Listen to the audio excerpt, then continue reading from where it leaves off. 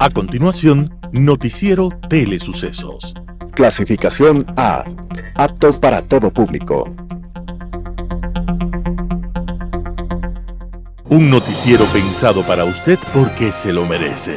Nos acercamos a la realidad desde diferentes perspectivas. Noticiero Telesucesos. Primera parte del Noticiero Telesucesos con las noticias más importantes del día.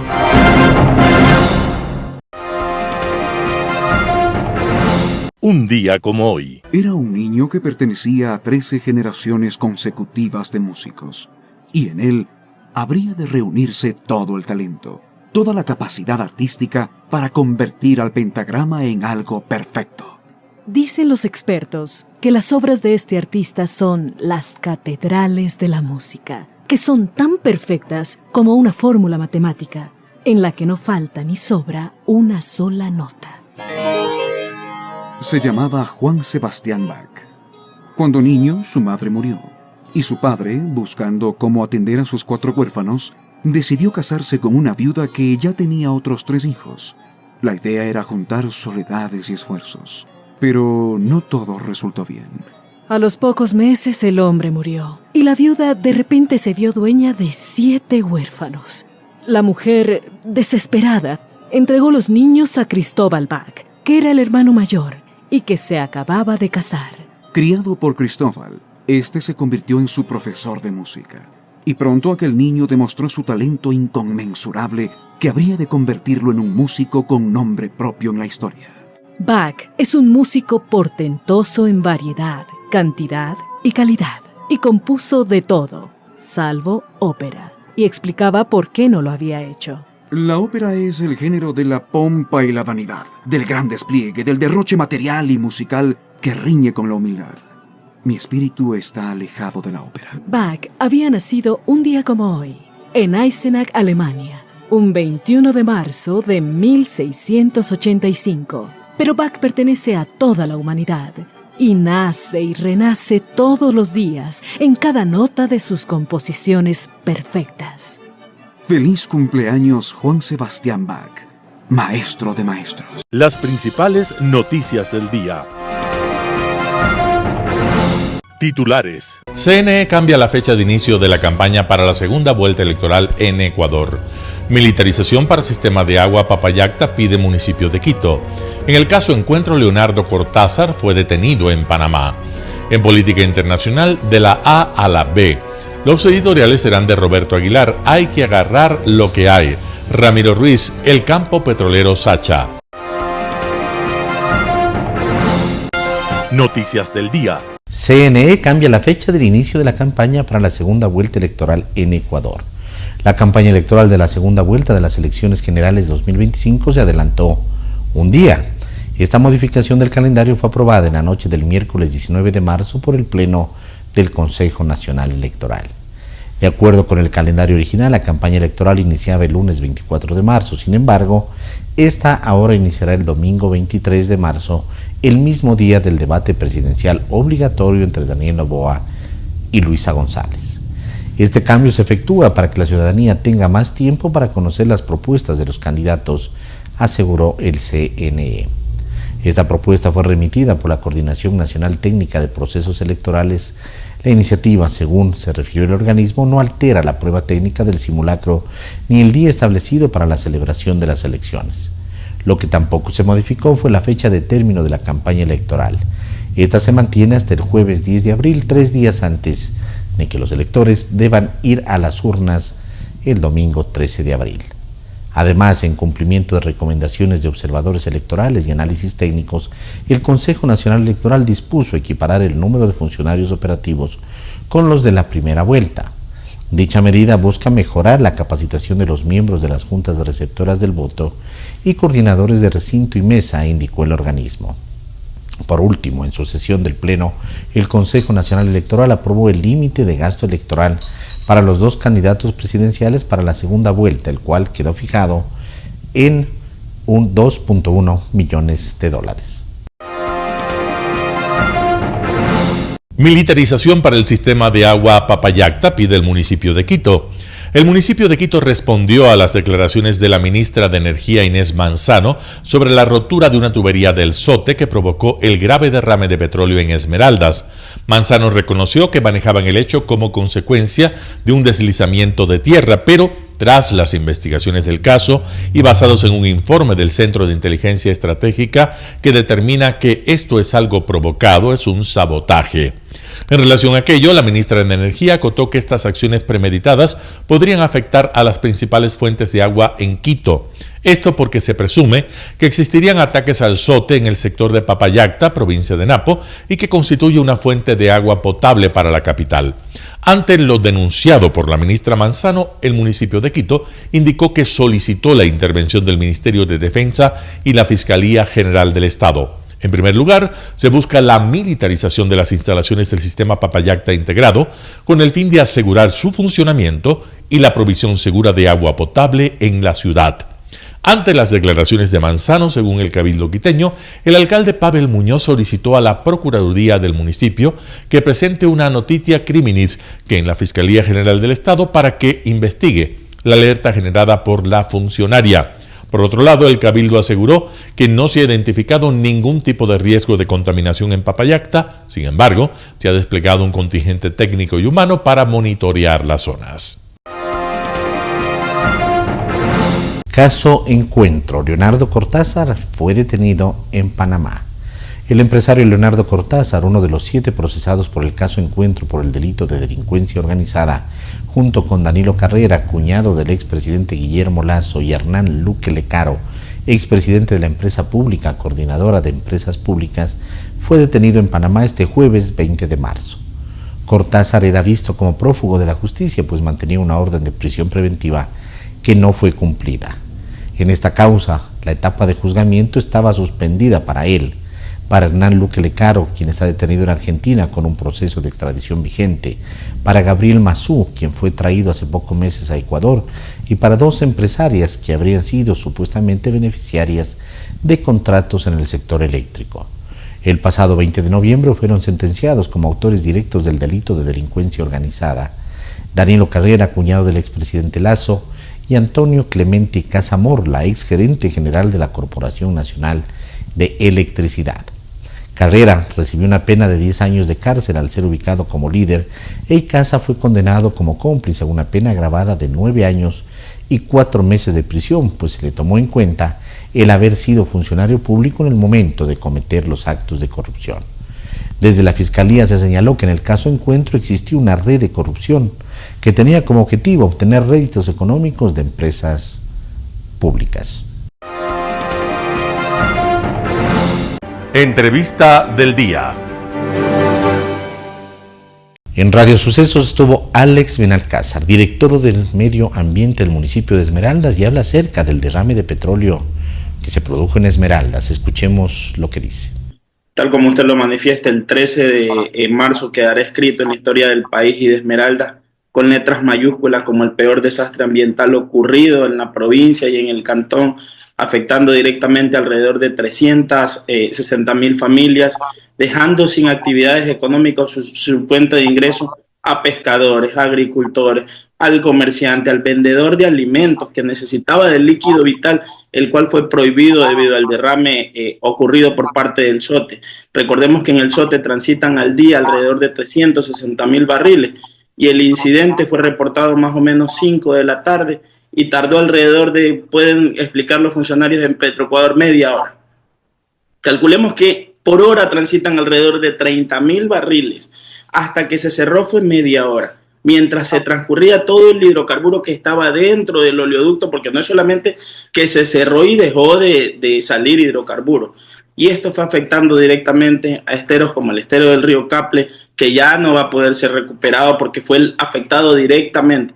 Transcurrió al río Bicha, afectando a todos los moradores que habitan en el río Bicha, llegando al río Esmeraldas y afectando desde las parroquias Magua, Chinca, San Mateo, Camarones, Tachina, entre ellos las parroquias urbanas 5 de agosto, Luis Tello, dejando sin actividades económicas a cientos de familias. Existe a lo largo de la cuenca del río Esmeraldas justo una población que vive en medio del río Esmeraldas, que se lo conoce como Isla San Juan en la parroquia Magua, Estos tienen afectación directa porque sus actividades económicas dependen directamente del río Esmeraldas y muchos de ellos realizaban la pesca artesanal, que son especies que ya no vamos a poder encontrar después de este desastre ambiental.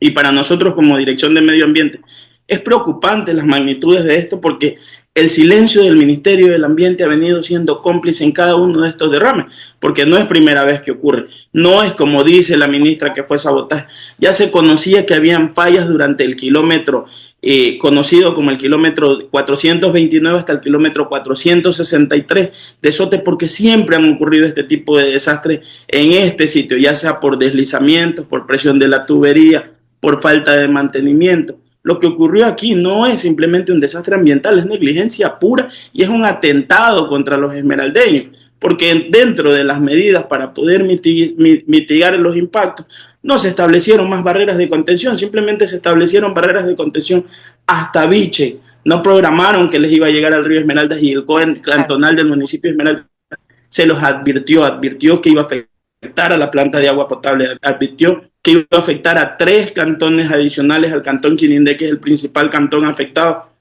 y donde ocurrió el punto cero.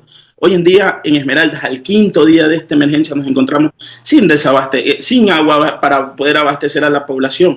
Se está especulando ya con el precio del agua. Hoy las personas ya encuentran un bidón de agua que se compraba hace unos días en $1, en $3, te lo ofrecen las personas que comercializan ya el agua, porque se está escaseando el líquido vital y se está convirtiendo en moneda de cambio de los esmeraldeños y de una provincia, y eso es doloroso para todos los esmeraldeños, porque se está negociando con una crisis ambiental que no fue ocasionada por los esmeraldeños, que no fue ocasionada por el municipio de Esmeraldas, pero aún así hemos estado delante de la gente. Desde el día 1 hemos estado levantando información, pero la magnitud del impacto no nos permite levantar la información necesaria. Es más, ya no solamente es la reserva marina, la reserva manglar estuario río Esmeraldas la que está afectada. Ya reportaron el manglar ubicado en Chevel, en Atacames, que es otro nuevo cantón donde llegaron los hidrocarburos. Ya reportaron en lagunas de conservación que tenían en el cantón Río Verde, que también fueron afectadas.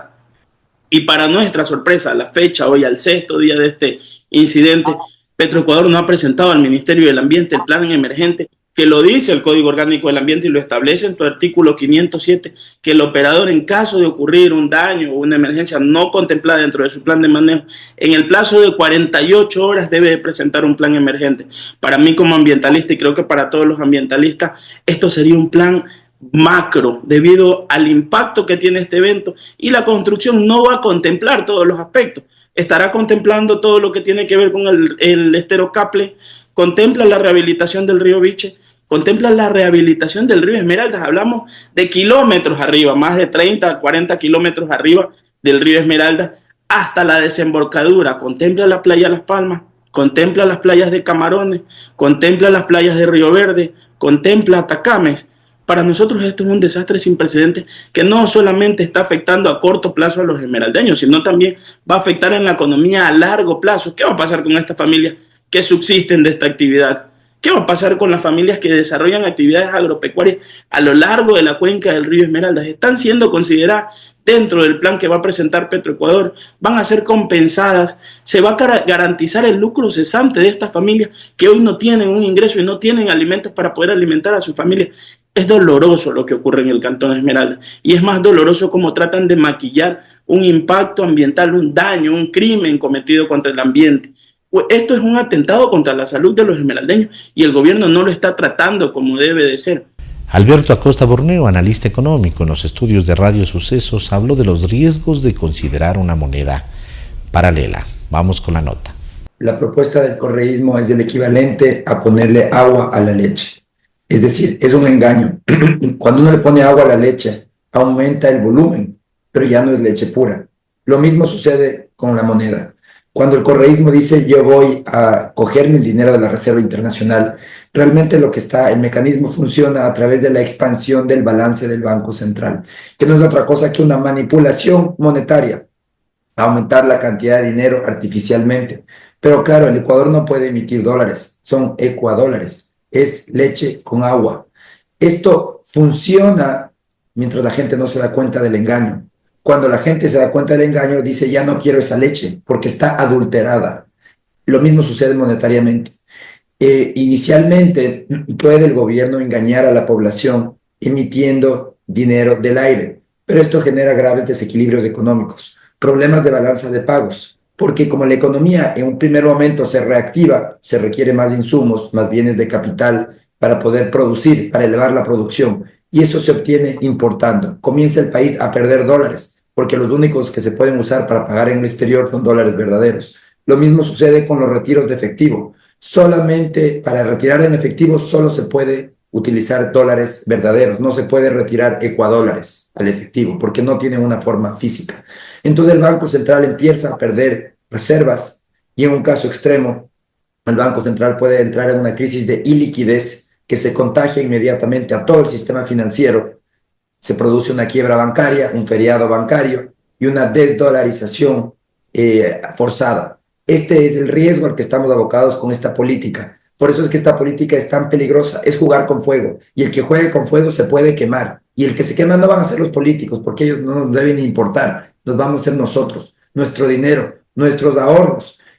Como sucedió cuando murió el Sucre. La muerte del dólar sería similar a la muerte del Sucre. A través de una crisis financiera, un feriado bancario y la obligación de usar una nueva moneda, tal vez los Luisitos o las Luisitas o cualquier otro nombre que le quieran poner.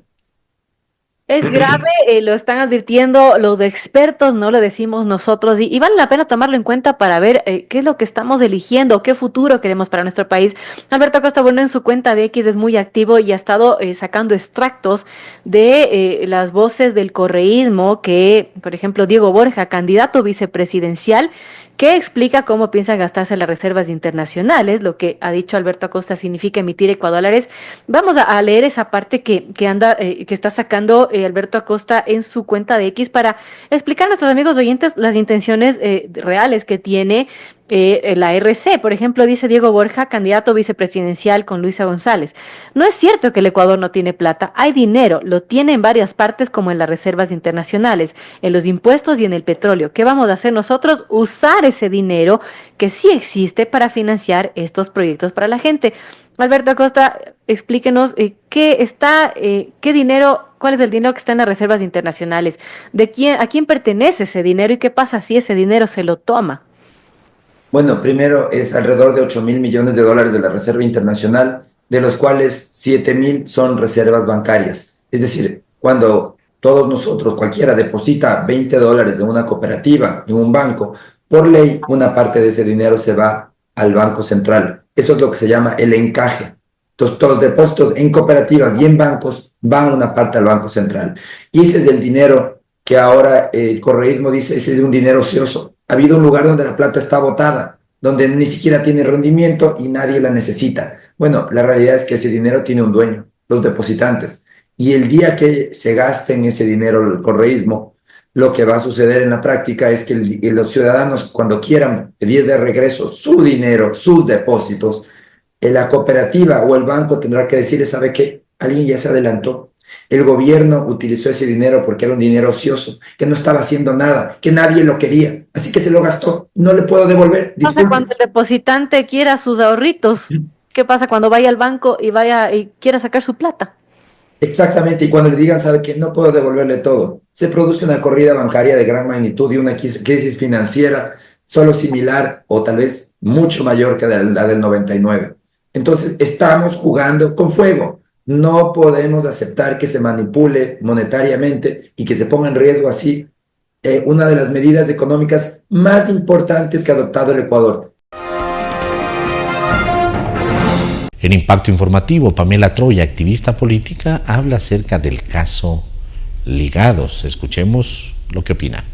Efectivamente, como usted lo comenta, este es un escándalo que está acaparando todos los medios de comunicación, los principales titulares. En X fueron tendencia los de la Liga Azul, el tema sigue realmente en boga, lamentablemente por una situación absolutamente escandalosa, y que tanto Santiago Vedach como yo, desde un inicio, cuando emprendimos este proceso de denuncia contra la Liga Azul ante el Tribunal Contencioso Electoral, porque recordaremos que cuando ellos fueron candidatos como consejeros al Consejo de Participación en las elecciones de febrero del 2023, fueron auspiciados y promovidos de manera ilegal por el Partido de la Revolución Ciudadana, y en ese momento ya el Consejo Nacional Electoral se hizo de la vista ciega, sorda y muda, que no dijo absolutamente nada, excepto Enrique Pita, que en su momento llamó la atención de que estaban vestidos de azul, tenían el eslogan de la Revolución Ciudadana, antes estábamos mejor, pero finalmente dejaron pasar esta situación, llegaron ellos a ser consejeros, recordemos que Verduga y Saltos llegaron a ser los más votados,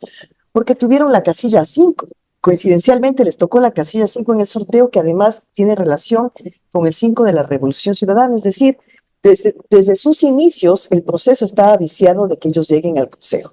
Y lo que ha pasado con estos chats es que se ha demostrado el hecho de que ellos llegaron de la mano de Rafael Correa, de la Revolución Ciudadana, y que tenían un guión preestablecido que tenían que cumplir, y ese guión lamentablemente era justamente tratar de mover los hilos de la situación para poner como autoridades de los organismos de control a los que para ellos les conviene en ese sentido al Partido de la Revolución Ciudadana. Entonces, eso es lo que Edgar, estimado, está justamente develando toda esta suerte de chats que está sacando la Fiscalía en este proceso por el delito de asociación ilícita, y que ya veremos si la justicia realmente encuentra todos los elementos para que esta gente realmente tenga esta penalidad, ¿no? Y la sanción que corresponde. Ahora, estos chats provienen del teléfono del ex consejero Augusto Verduga. Justamente él reaparece el día de hoy desde la clandestinidad y habla de persecución política. ¿Hasta qué punto esto es así? Dado que la Fiscalía es quien está instrumentando y ha revelado estos chats, y por lo menos las otras partes referidas no han negado su autenticidad. Quizás se han hecho las pesquisas del caso y los peritajes respectivos. Eso es lo más gracioso, yo digo gracioso entre comillas, como una ironía, porque inclusive el Troll Center, que siempre se activa para atacarme y para atacar a todos quienes develamos todo lo que sucede en este tramado episodio de la Liga Azul, no han salido a decir que estas capturas de pantalla o que estos ya son falsos. Nadie, ni siquiera el propio Troll Center del correísmo se ha atrevido a decir que es falso. Ninguno de los implicados ha salido a decir que lo que se está mostrando es falso o es una alteración de la información. Al contrario, hay gente del correísmo o troll centers, troles que están ahí activados diciendo, bueno, ¿cuál es el problema? O sea, encima más no ven ningún problema en esta situación. Entonces, lo que estamos viendo ahí es una situación que quiero recordar además. Recordemos esta vez que la Fiscalía ingresó justamente al Consejo de Participación e incautó todos los aparatos tecnológicos de la Liga Azul, que Augusto Verduga casi sale corriendo con el celular, o sea, se le ve en esa situación realmente ahí muy comprometido, queriendo huir. La fiscal de ese momento le agarra el teléfono, se lo quita, que es el teléfono ahora de donde estamos viendo todos estos chats, de Mónica además, porque así es su alias. Y a los 2 días o al día siguiente, no recuerdo muy bien la temporalidad, pero fue inmediatamente, él pide vacaciones. Y de esas vacaciones no ha regresado. Y cuando estaba en sus vacaciones, cuando se develó que él salió por Rumichaca del país, él sale y anticipa esta situación. Él se cura en sano, dice, ay, el celular que me han cogido, yo aviso, anuncio que puede ser que me involucren en cuestiones, pero todo va a ser un montaje. O sea, él ya anticipó hace semanas, cuando él salió por Rumichaca y huyó básicamente porque no ha regresado, no sabemos cuál es su paradero, él ya anticipa. Para mí esta situación es que ellos ya sabían efectivamente lo que estaba en esos chats, él sabía cuál era la información que estaba y que no logró borrar de su celular. Entonces, como siempre el correísmo es muy hábil, monta, ¿no?, esta idea de que me van acá a decir cosas, me van a montar situaciones que no son verdad, pero la Fiscalía está mostrando, digamos, todos estos chats con esta evidencia de cómo Augusto Verduga, con el alias Mónica, estaba chateando con Ají con Mote, que yo de una manera un poco ahí irónica puse en X, que en vez de ponerse Ají con Mote tenía que ponerse Mote Pillo, ¿no? Y ahí estaban organizando el concurso para designación de autoridades. Un panorama de noticias para su estatura intelectual.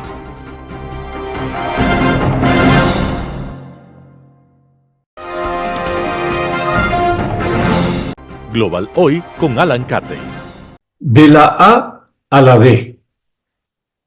El paso por la escuela, el colegio y más tarde la universidad debe ser más que la libresca acumulación de conocimientos sobre temas variados, por lo general inconexos, un medio para aprender a pensar y a aprender, lo que implica la encarnación de un método tanto para el desarrollo de la lógica como para el pensamiento científico, cuya validación no pasa por criterios de opinión, sino de pruebas a través de la experimentación objetiva que está sujeta a ser validada por pares.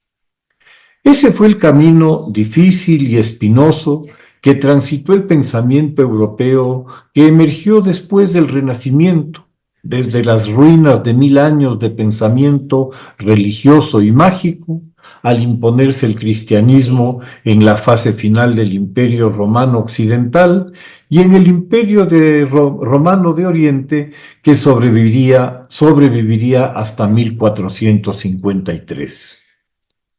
El pensamiento lógico, que va de A a B en un orden riguroso, es el que me ha llevado al título de este comentario, coincidente con las letras iniciales de Argentina y Bolivia, dos países que se hallan en procesos históricos y políticos complejos y distintos, de pronóstico reservado.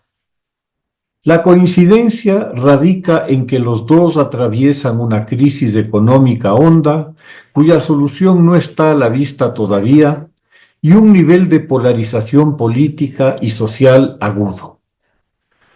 Si vamos de A a B, Argentina eligió hace un año y unos meses a un presidente libertario poco convencional, Javier Milei, con un discurso confrontativo con los tradicionales partidos políticos argentinos, a los que definió como la casta, responsabilizándolos de destruir al país y operar únicamente para beneficiar a su grupo. Ha utilizado hábilmente dos elementos subyacentes del imaginario colectivo para su discurso. El primero, la constatación, que no admite discusión, del desastre económico en que había caído el país, que hace poco más de un año estaba embarcado en una espiral inflacionaria más grave que la venezolana de ese momento, lo que ya es mucho decir. Esa inflación descontrolada, el más gravoso e injusto impuesto posible, empobreció sobre todo a los segmentos más vulnerables de la sociedad, los jubilados, los desempleados y aquellos con salario fijo, quienes veían como mes a mes se hundían más en la miseria sin un atisbo de esperanza para salir de ella. El segundo elemento fue el de la nostalgia, el de la conciencia de un pasado lejano próspero y dinámico, de una Argentina situada entre las economías más importantes del mundo, con un crecimiento extraordinario, impulsado por una masiva migración que encontró en este nuevo mundo las oportunidades negadas a ellos por una Europa conflictiva. El recuerdo de ese país rico, donde el tradicional asado estaba al alcance de todos, donde el acceso general a la educación había originado una explosión cultural maravillosa, con figuras de la literatura universal de la talla de Cortázar, de Sábato, del enorme Borges. El contraste de estos elementos caló muy hondo entre un electorado hastiado de su situación, harto del clientelismo como política estatal, interesada en la subyugación de una sociedad cada día más miserable a través de bonos y planes a dedo para quienes se sometieran, y que para sobrevivir debían acatar las convocatorias a marchas y mítines del gobierno peronista. El año de gobierno de Milei, como no podía haber sido de otra forma, ha sido conflictivo, con luces y sombras, pero ha conseguido lo que pocos auguraban: mantener un apoyo y una aceptación parecida a la que obtuvo en su victoria electoral. haberle arrebatado, por lo pronto al menos, el control de la calle al peronismo y el haber despojado a éste del control del mecanismo clientelar de las ayudas estatales a la población que durante los gobiernos peronistas habían sido usadas a través de caciques barriales y zonales para el control y la movilización social. Ciertamente, en lo macroeconómico, los indicadores son muy alentadores, superiores a lo esperado, pero los costos sociales, por el aumento del costo de la vida, son significativos. Milei se ha ganado un compás de espera mientras esas políticas macroeconómicas surten sus efectos en términos de generación de empleo y estabilización y dinamización económica al aumentar la inversión privada en proyectos agroindustriales que a su vez incrementan la oferta de productos para el consumo local y para la exportación, o en el prometedor incremento de la producción petrolera y gasífera de Vaca Muerta, que por lo pronto ha eliminado la dependencia del gas boliviano, generando incluso importantes excedentes exportables.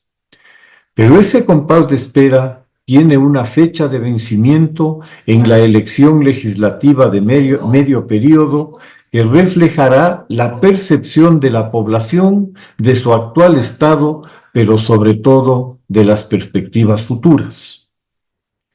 Si vamos a la B, a Bolivia, nos encontramos ante una realidad muy diferente.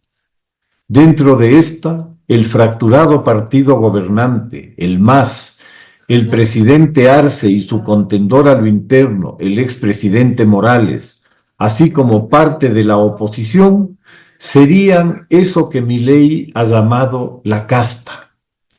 La pugna en el MAS se ha encargado, mucho mejor que la oposición, de mostrar las costuras y las miserias humanas en sus filas y en sus líderes. Los escándalos por la participación de los hijos e hijas de Evo y de Arce en los negociados con empresas chinas, siempre tan proclives a la opacidad para la adjudicación de las concesiones de litio y otros minerales, han sido importantes escenarios de confrontación interna, tanto como el rápido deterioro de la economía del país, que tras 20 años de gobierno absoluto del MAS y de sus dos figuras más relevantes, difícilmente podrá descargar las culpas en alguien más, fuera de algún imaginario, pero siempre útil, nebuloso imperialismo, que por el momento solo podría ser chino. Arce, cuya carta de presentación clave era su maestría económica, ha demostrado, como dice el dicho, que una cosa es con violín y otra con guitarra. Cuando tuvo los recursos del gas y del petróleo, generados por el trabajo y las tecnologías extranjeras de los que Bolivia se apropió, todo fue fiesta y aplausos. Pero al no invertir en mantener la producción, pues eso no da réditos políticos, la bonanza terminó y con ella los aplausos. Las tan ponderadas reservas internacionales bolivianas, vueltas humo, al punto de no poder importar siquiera los combustibles para un país paralizado, pues las colas en las gasolineras que aún tienen algún combustible pueden durar hasta 24 horas. Si Arce fue el ministro estrella de Morales, como que una dosis del rechazo que Argentina tuvo con su clase política le vendría muy bien al país. No se ve, sin embargo, muy probable una salida en tal sentido. Al contrario, las divisiones regionales y sobre todo étnicas se han extremado, unidas a los intereses de los grupos cocaleros cercanos a Morales y al narcotráfico, que han convertido a Bolivia en el tercer productor mundial de cocaína. El discurso racista de Felipe Quispe sigue vigente entre las comunidades aymaras y quechuas, mientras en Santa Cruz todavía se habla de secesión. De A a B, las lógicas que muestran la realidad. Muchas gracias. Editorial. Hay que agarrar lo que hay. Artículo de Roberto Aguilar publicado en Diario El Expreso. 4 días antes de que la Fiscalía diera a conocer sus vergonzosos chats, aún tuvo el descaro de grabar un video desde el lugar en el extranjero donde se esconde, de la Fiscalía, de la mafia, con la que todo parece indicar que hizo tratos de su cochina conciencia que lo atormenta, reclamando para sí la condición de perseguido político, el muy gallito, y exigiendo justicia para Jimmy. Se refiere a Jimmy Ruiz, su asesor, asesinado por sicarios el pasado 5 de noviembre, minutos después de reunirse con él. Así quedó registrado por las cámaras de vigilancia en el mismo vehículo donde lo sorprendieron los sicarios. Porque, claro, eso de reunirse en carros es común entre políticos y hombres de negocios. Pregúntenle a Tony Soprano. Hoy, gracias a uno de los chats publicados por la Fiscalía, sabemos que Augusto Verduga, que operaba en la sombra bajo el alias de Mónica Earth y era en ese entonces consejero de Participación Ciudadana, tuvo mucho que ver con ese asesinato. Lamento todos los días no haberme olvidado de ese cheque, confesó a su amigo Cristian Anastasio, alias Pantera Negra, que estuvo con él esa misma noche reunido con Ruiz en su vehículo. Te entiendo, brother, no lo hiciste pensando que iba a pasar lo que pasó, le tranquiliza el otro. Está claro que ambos saben cuál fue el móvil del crimen, que conocen la identidad de los asesinos, y en lo que respecta a Verduga, hasta siente el tormento de la culpa. Si tan solo se hubiera olvidado de ese cheque, piensa y se lacera, las palabras son suyas. ¿En serio quiere justicia para Jimmy? Podría empezar por salir de su escondite, regresar al país, presentarse ante los jueces y contar todo lo que sabe. ¿Qué cheque era ese, por ejemplo? Es lo que haría cualquier persona inocente. Él, en cambio, estamos en las profundidades insondables del putrefacto pantano de la narcopolítica, donde se asienta la estructura interna sobre la que funciona el correísmo. Dato estremecedor. Augusto Verduga era considerado presidenciable en ese partido. De hecho, como líder de la Liga Azul en el Consejo de Participación Ciudadana, era uno de los operadores políticos clave en su estrategia de poder. ¿En qué consistía esa estrategia de poder? Lo define con sesudas, inapelables palabras el intelectual orgánico número 1 del partido, Andrés Arauz. Hay que agarrar lo que hay. Para eso, para agarrar lo que hay y cubrirse las espaldas, existe el correísmo. Y como todo eso, por supuesto, tiene que ser secreto, pues nadie quiere terminar prófugo o preso. El correísmo ha llevado hasta la perfección, como se advierte en los chats de Verduga, el más insólito de los conceptos políticos, el de la clandestinidad en el servicio público. Así como los chats del mafioso Leandro Norero, publicados en diciembre del 2023, pusieron al país frente a la impactante realidad de la narcopolítica, cuya existencia era por todos conocida, pero que hasta ese momento nadie había visto de frente. Los chats del obsceno granuja de Augusto Verduga son la cruda revelación de algo que ya sabíamos que ocurría, pero no habíamos visto en acción. El partido político que opera como cartel, con el único propósito de agarrar y esconderse, de espaldas al más elemental sentido del interés público. El correísmo, ya no puede caber la menor duda, es la cueva de canallas inmorales y delincuentes más perniciosa que ha producido la historia de esta república. Artículo de Roberto Aguilar publicado en Diario El Expreso. El campo petrolero Sacha, Ramiro Ruiz. Sacha ha sido el centro de disputas políticas económicas durante varios años. Los presidentes Rafael Correa, Lenín Moreno y Guillermo Lasso intentaron concretar una concesión sostenida del campo Sacha sin lograrlo. El Ministerio de Energía y Minas resolvió recomendar la adjudicación de un contrato de participación por 20 años al consorcio conformado por Petrolia Ecuador, subsidiaria de la empresa canadiense New Stratos Energy, y a Modaimi Oil, subsidiaria de la estatal china Sinopec. Esto sin concurso previo de oferentes, lo que generó serios cuestionamientos, acciones legales y reclamos de sectores sociales. De acuerdo con el consorcio internacional, el gobierno ecuatoriano se ampara en la ley de hidrocarburos para la adjudicación del contrato de participación.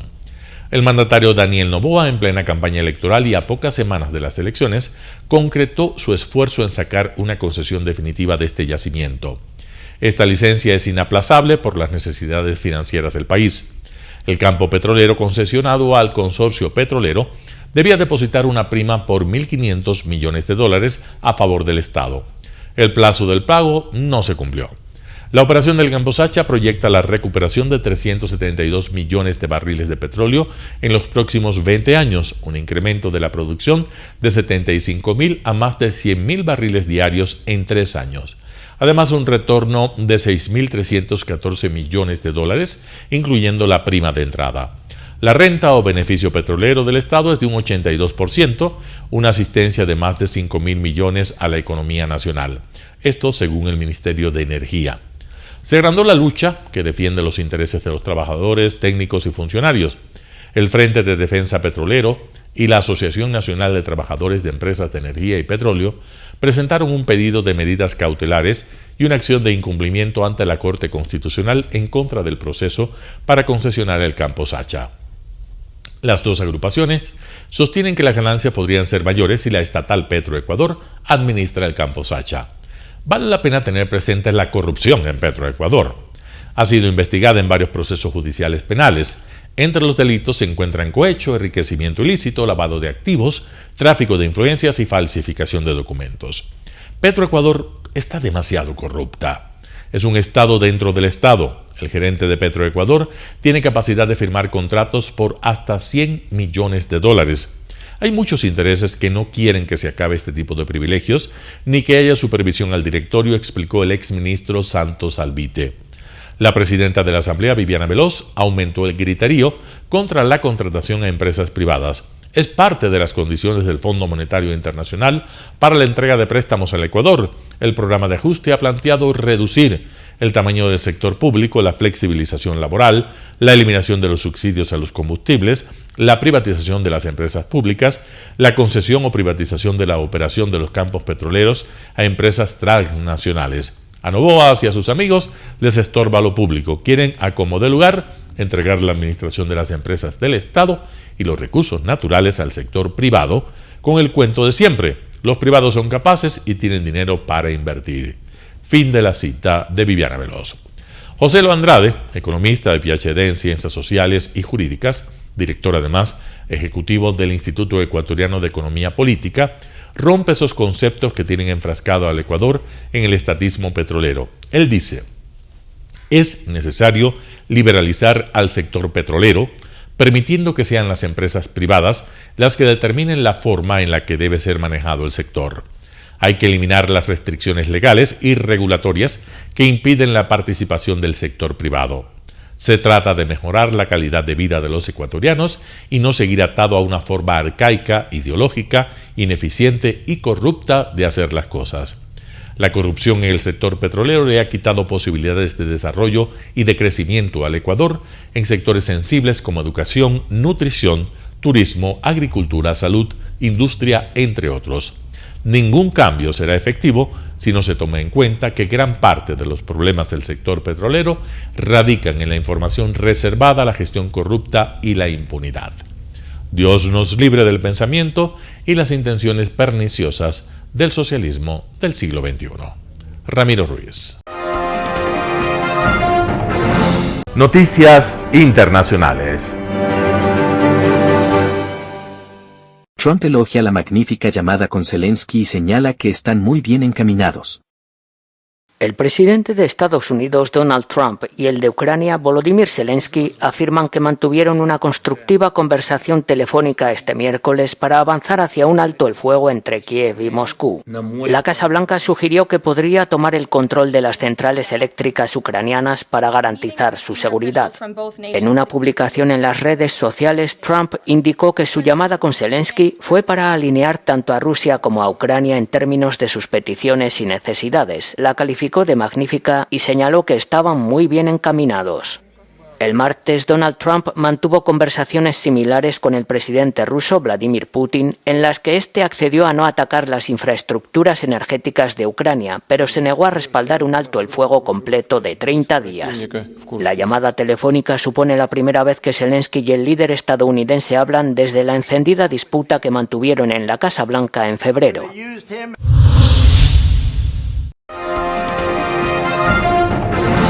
Miles de personas protestan contra la detención del alcalde de Estambul, considerado un rival clave de Erdoğan. Miles de manifestantes protestaron en Estambul contra la detención el miércoles de Ekrem İmamoğlu, alcalde de la ciudad y un rival clave del presidente turco Erdogan. İmamoğlu fue detenido en el marco de una investigación judicial por presunta corrupción y colaboración con grupos terroristas en referencia al ilegalizado Partido de los Trabajadores del Kurdistán.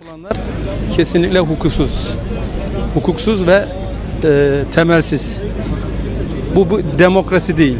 El líder del Partido Republicano Popular criticó la detención del alcalde de su misma formación y afirmó que Erdogan persigue a İmamoğlu porque teme perder contra él en las urnas. Yapılan iş bir darbedir. Bir darbe girişimidir. El ministro turco de Justicia rebatió esas acusaciones y afirmó que los tribunales funcionan de forma independiente. Tarafsız ve bağımsız yargının gerçekleştirmekte olduğu soruşturmaları farklı taraflara çekmek, darbe gibi ifadelerle nitelendirmek son derece tehlikeli ve yanlıştır. La presidenta de la Comisión Europea, Ursula von der Leyen, expresó su profunda preocupación por la detención y señaló que Turquía debe defender los valores democráticos. We want Turkey to remain anchored to Europe, but this requires a clear commitment to democratic norms and practices, and it is key that Turkey respects these fundamental principles. Un centenar de personas fueron detenidas en el marco de la operación y las autoridades han prohibido las manifestaciones durante 4 días.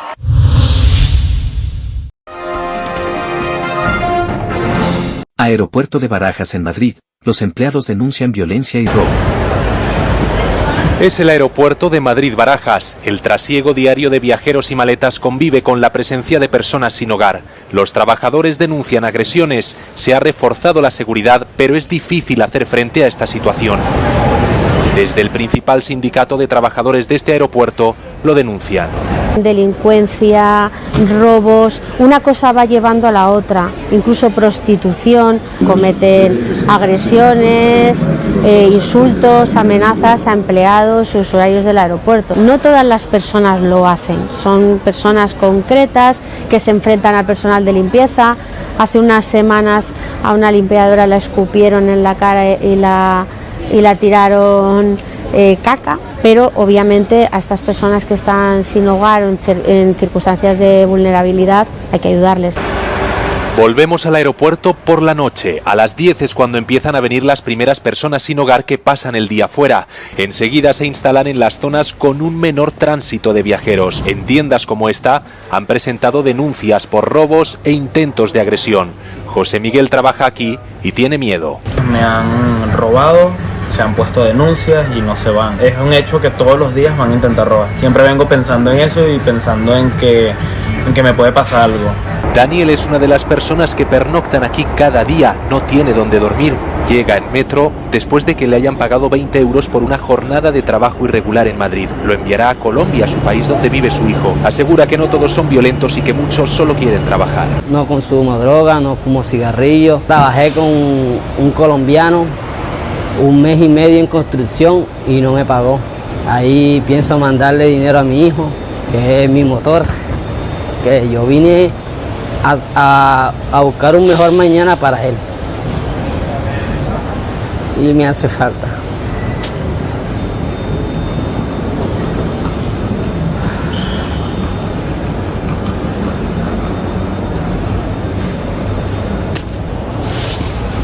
La presencia de personas sin hogar en el aeropuerto de Madrid-Barajas preocupa y mucho a las instituciones. Sin embargo, la división administrativa hace que el problema se esté prolongando. Es el resultado de la falta de coordinación, por ejemplo, entre el Ayuntamiento de Madrid o distintos ministerios que estarían implicados. Un problema, el de la presencia de personas sin hogar en los aeropuertos, que no afecta solo a Barajas, sino que también se estaría produciendo en otros puntos del país como Barcelona o Palma. Desde Madrid, Roberto Macedonio, Euronews.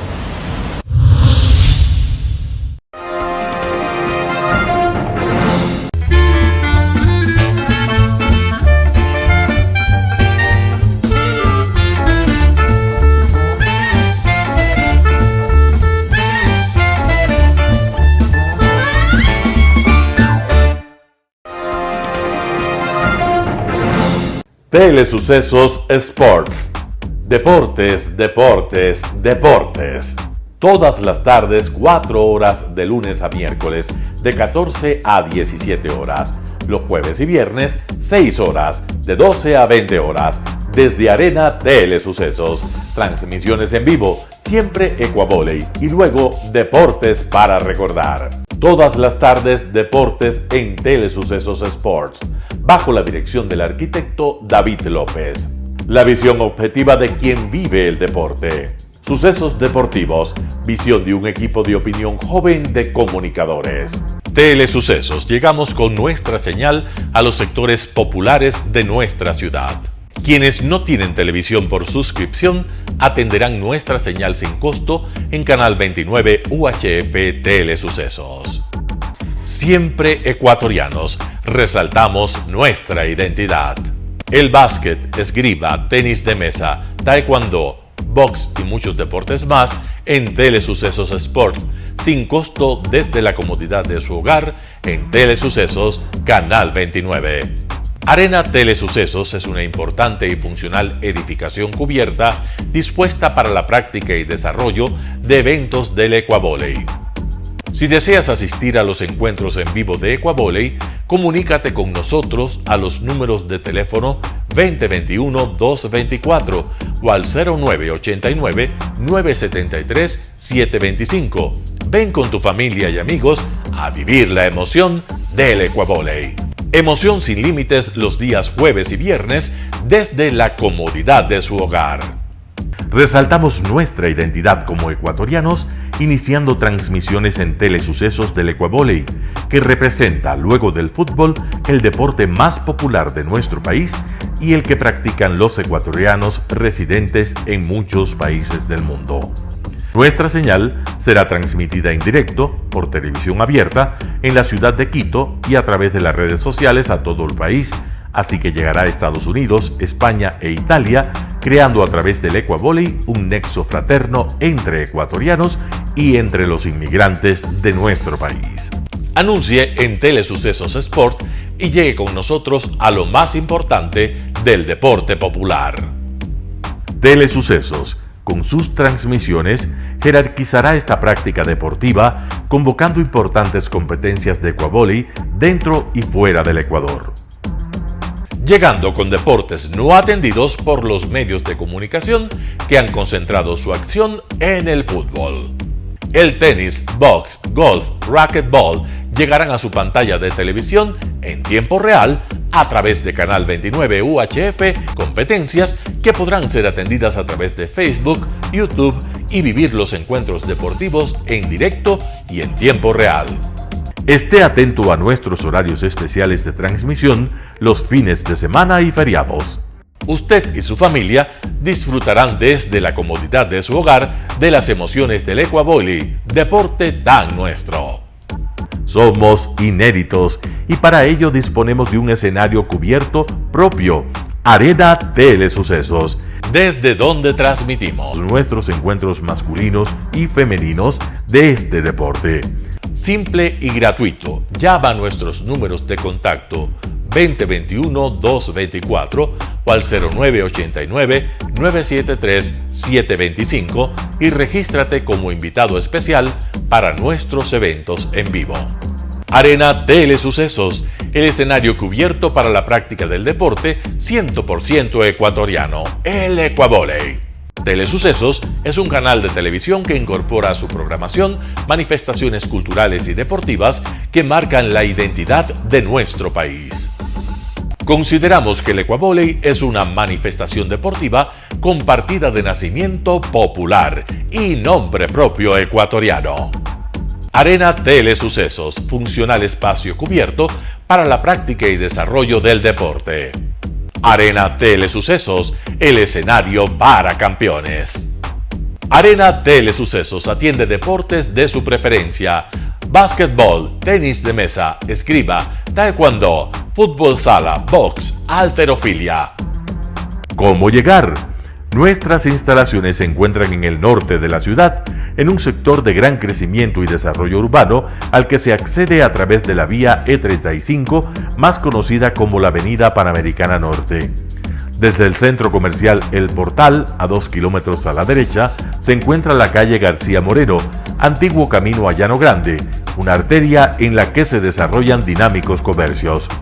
Junto al centro comercial Ciudad Alegría, a 100 metros, hemos llegado a nuestras instalaciones, Arena Telesucesos, la cancha del Ecuavóley. Por fin tiene usted un espacio de difusión de su deporte preferido. Telesucesos, el canal de televisión siempre inédito.